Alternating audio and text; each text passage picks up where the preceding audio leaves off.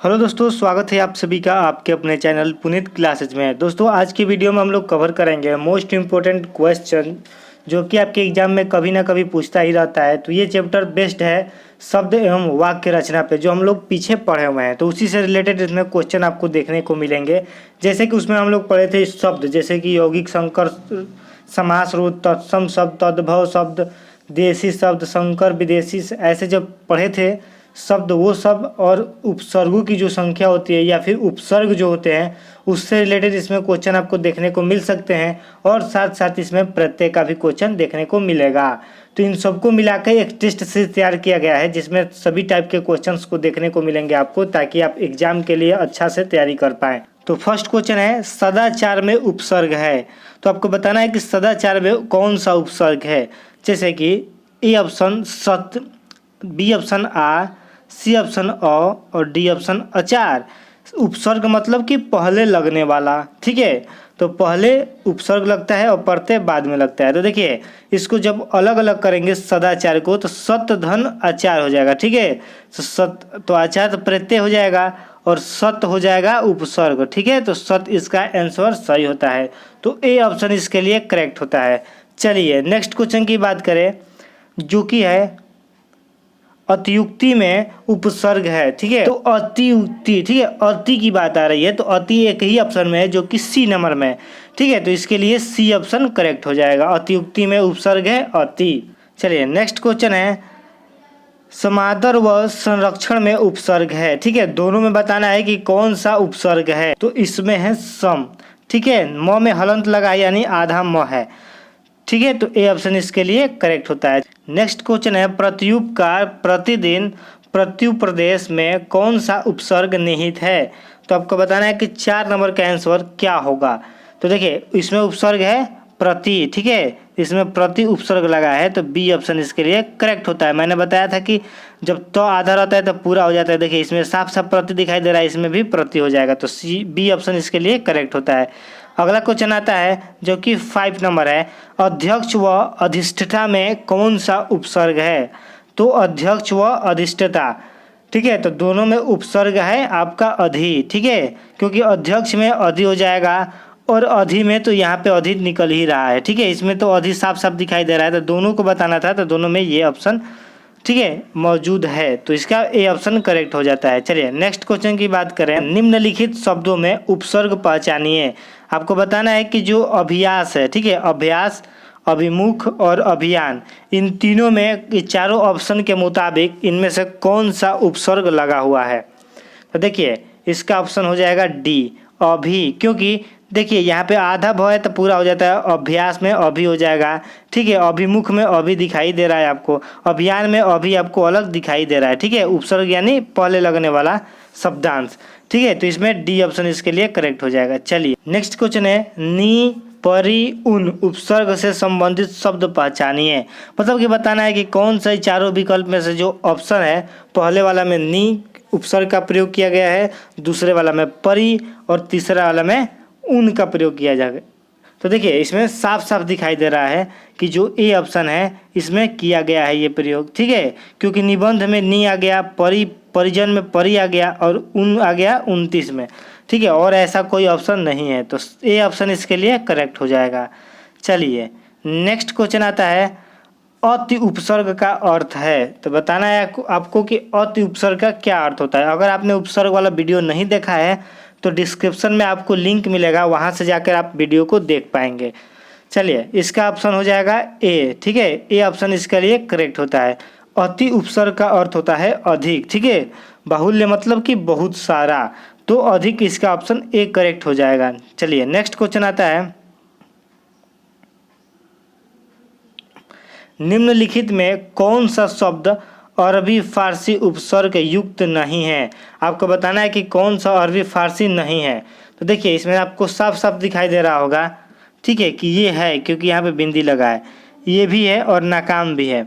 इसमें जो समवाय है, ठीक है, समवाय, यही एक ऐसा शब्द है जिसमें अरबी फारसी उपसर्ग नहीं लगा हुआ है, ठीक है। तो ए ऑप्शन इसके लिए करेक्ट हो जाएगा।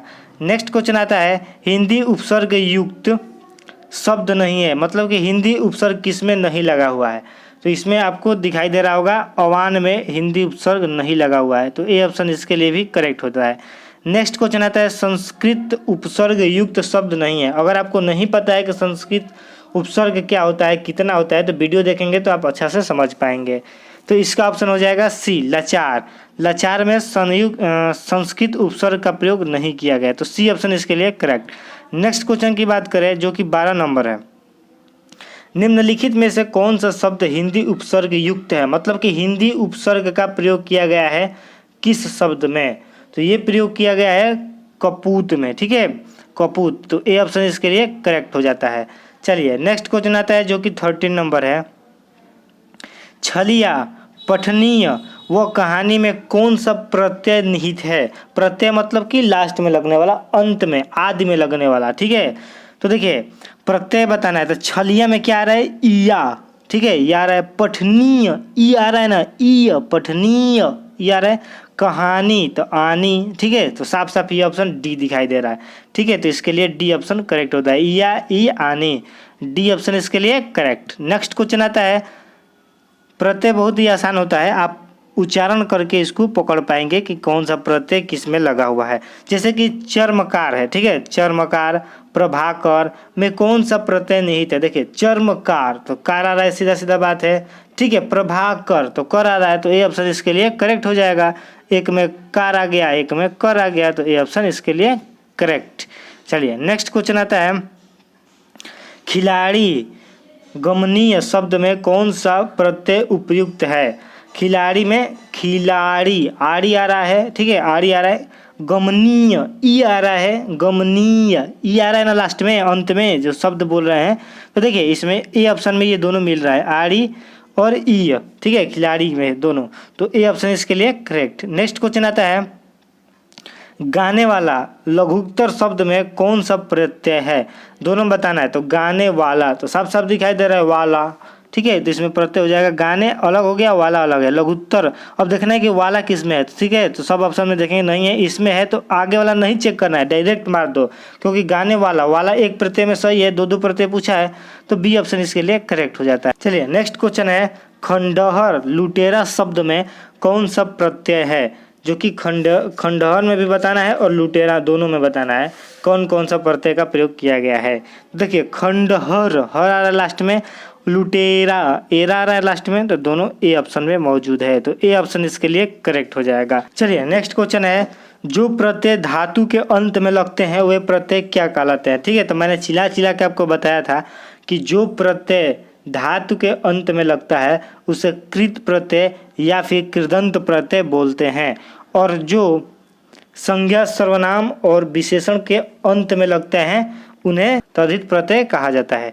चलिए तो नेक्स्ट क्वेश्चन आता है, देखिए यही क्वेश्चन आ गया कि जो प्रत्यय संज्ञा, सर्वनाम और विशेषण में जुड़कर नया शब्द बनाते हैं वो प्रत्यय तद्धित प्रत्यय कहलाते हैं, तो बी ऑप्शन इसके लिए करेक्ट हो जाता है। ठीक है, तो आपको इसको भी याद रखिएगा। चलिए नेक्स्ट क्वेश्चन आता है जो कि 20 नंबर है, कृदंत प्रत्यय किन शब्दों के साथ जुड़ते हैं। तो मैंने अभी बताया कि कृत प्रत्यय और कृदंत प्रत्यय दोनों एक ही चीज होता है, तो ये क्रिया के साथ जुड़ते हैं। ठीक है, तो आप इसको याद रखिएगा, तो सी ऑप्शन इसका करेक्ट हो जाता है। ये क्वेश्चन पूछा जाता है एग्जामों में, तो याद रखिएगा इसका।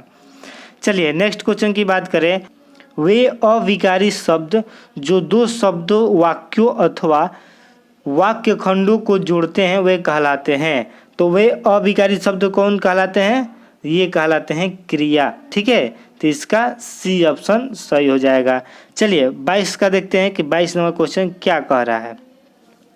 22 नंबर क्वेश्चन है, अलमारी किस विदेशी शब्द का भाषा है। यानी कि आपको याद रखना है कि अलमारी विदेशी शब्द है, लेकिन इसमें पूछा गया है कि किसका है भाषा। ठीक है, किस देश का भाषा है, तो ये आपको याद रखना है पुर्तगाली भाषा है अलमारी, तो डी ऑप्शन इसका करेक्ट हो जाता है। नेक्स्ट क्वेश्चन की बात करें, अलमारी हो गया पुर्तगाली। चलिए नेक्स्ट है, पांडव शब्द में कैसा प्रत्यय है। तो आपको बताना है कि पांडव शब्द में कैसा प्रत्यय है। ठीक है, तो पांडव में देखेंगे तो पांडव, मान लो पांडव हम लोग अलग कर दे तो पांडना नहीं ना होता है, तो ये क्रिया में नहीं लगता है, यानी पांडव एक नाम है, एक जाति है। ठीक है, तो ये हो गया संज्ञा या सर्वनाम के साथ लगने वाला, तो ये हो जाता है तद्धित प्रत्यय, तो बी ऑप्शन इसके लिए करेक्ट होता है, 23 का बी। चलिए नेक्स्ट क्वेश्चन आता है, रिक्शा शब्द किस भाषा का है, मतलब कि रिक्शा शब्द किस भाषा से लिया गया है। तो आप सबको पता होगा कि रिक्शा जापानी शब्द है, ठीक है, और जापान में सबसे पहले रिक्शा चलाया गया था, रिक्शा बनाया गया था, दोनों काम जापान से शुरू हुआ था, इसीलिए रिक्शा जापानी शब्द कहलाता है। तो डी ऑप्शन इसके लिए करेक्ट हो जाता है। चलिए नेक्स्ट क्वेश्चन है, निम्नांकित में योग ऋण शब्द है, योग ऋण शब्द बताना है कि कौन सा है। तो ये आपको पता होना चाहिए, पंकज है, ठीक है, पंकज मतलब कमल होता है, तो कमल योग ऋण शब्द है। अब आपको याद नहीं आ रहा होगा कि योग ऋण शब्द किसे कहते हैं, तो आप पीछे लेक्चर वाली वीडियो जरूर देखिएगा ताकि आपको पता आ जाए कि ये योग ऋण शब्द क्या होता है। नेक्स्ट क्वेश्चन है, निम्नलिखित शब्दों में योग ऋण शब्द कौन सा है, ठीक है, इसमें भी आपको योग ऋण ही शब्द बताना है। तो देखिए 25 में ए नंबर सही हो जाएगा, जिसका कोई तीसरा मतलब होता है, ठीक है, जैसे कि चक्रपाणी, मतलब कि विष्णु की बात हो रही है, तो ए ऑप्शन इसका करेक्ट हो जाएगा। नेक्स्ट क्वेश्चन की बात करें, चलिए ई प्रत्यय किस शब्द में नहीं है, ठीक है, तेली ई आ रहा है, माली आ रहा है, अलबेली आ रहा है, आपको पकड़ना है, रंगीला आ रहा है, तो रंगीला में ये नहीं आया, ठीक है, रंगीला में तो आया है, तो ई पूछा है, तो ये इसमें नहीं आ रहा है, ठीक है, रंगीला में नहीं आ रहा, रंगीला आ रहा है लास्ट में, तो आ नहीं ना चाहिए, हमको ई चाहिए, इसीलिए ये ऑप्शन गलत होता है। चलिए नेक्स्ट क्वेश्चन आता है, संस्कार शब्द में किस उपसर्ग का प्रयोग हुआ है, संस्कार, ठीक है, तो आप इसको याद रखिएगा, ये क्वेश्चन बहुत बार पूछा जाता है।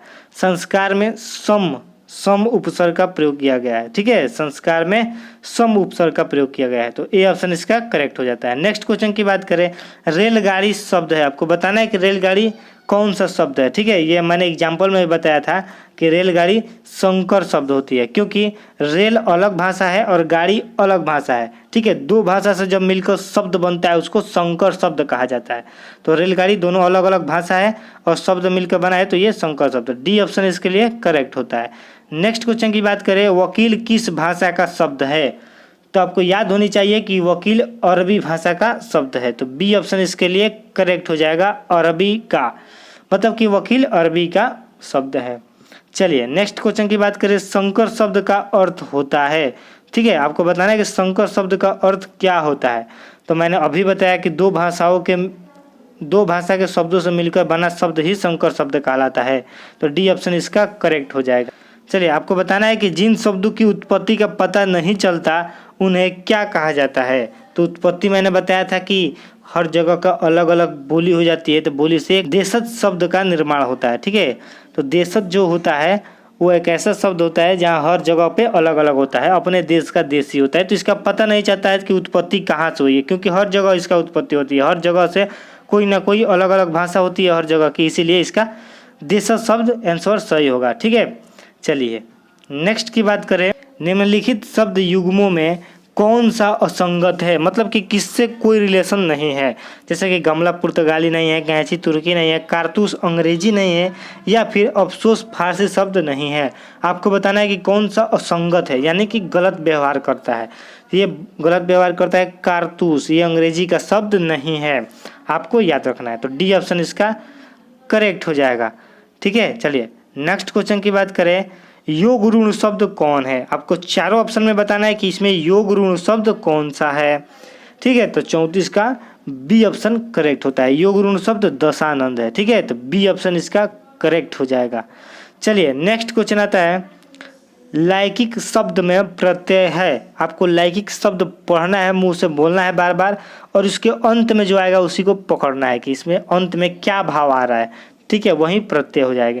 जैसे कि हम लोग बोल के देखेंगे, लैकिक इक आ रहा है ना, लैकी, ठीक है, इक आ रहा है, इक, तो इक यहाँ पे दिया हुआ है, ठीक है, तो इक डी ऑप्शन में है, लैकिक इक आ रहा है, तो डी ऑप्शन इसके लिए करेक्ट हो जाएगा, इक, ठीक है। दोस्तों उम्मीद करता हूँ कि ये वीडियो आपको काफ़ी अच्छा लगा होगा, तो ईमानदारी से इस सेशन को, इस वीडियो को शेयर कर दीजिएगा अपने स्टडी ग्रुप में, ताकि और लोग भी उपसर्ग या फिर प्रत्यय से रिलेटेड टेस्ट दे पाए, ताकि उनके एग्जाम में ऐसा क्वेश्चन है तो वो आसानी से सॉल्व कर पाए। और आप भी इस वीडियो को एक नहीं 2 बार देखिएगा, क्योंकि एक बार देखने से कन्फ्यूजन दूर नहीं हो पाती है, तो दूसरे बार देखने से एकदम क्लियर हो जाता है। परीक्षा से पहले इस वीडियो को जरूर देख के जाइएगा, ताकि आने वाले क्वेश्चंस इसमें से भी उठ सकते हैं, आ सकते हैं। तो सेम क्वेश्चन रहेगा तो आप जल्दी सही कर पाएंगे। चलिए मिलते हैं नेक्स्ट सीरीज में, क्योंकि ये टेस्ट 1 था, टेस्ट 2 में मिलते हैं। तब तक के लिए बाय बाय, जय हिंद, जय भारत।